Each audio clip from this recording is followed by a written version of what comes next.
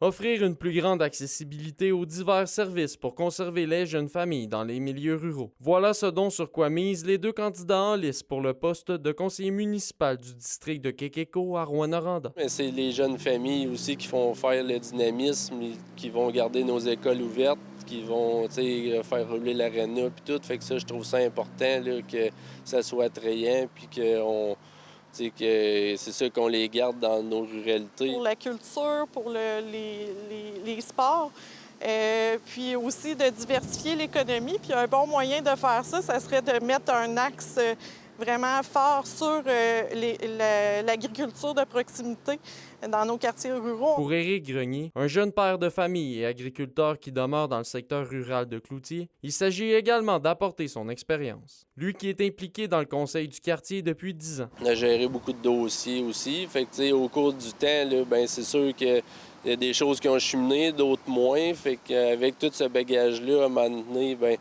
je suis venu à la conclusion que là, je voulais pousser la barre plus haute là, pour aller défendre cette voie-là au conseil de ville. Son adversaire, Joanie Duval, qui se présente pour le Parti Virage, souhaite également miser sur son expérience pour que les résidents du district puissent se faire entendre. Dans mon porte-à-porte, les gens m'ont beaucoup mentionné qu'ils aimeraient être plus consultés avant les prises de décision.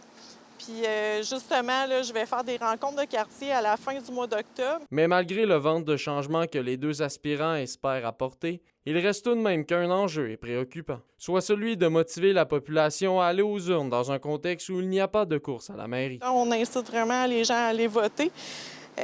Puis on spécifie les accès, les moyens d'aller voter. Les électeurs sont appelés à aller voter dès le 26 octobre prochain avec le vote par anticipation ou encore le 2 novembre, soit le jour du scrutin. Olivier Morin, RNC Nouvelles, Rouyn-Noranda.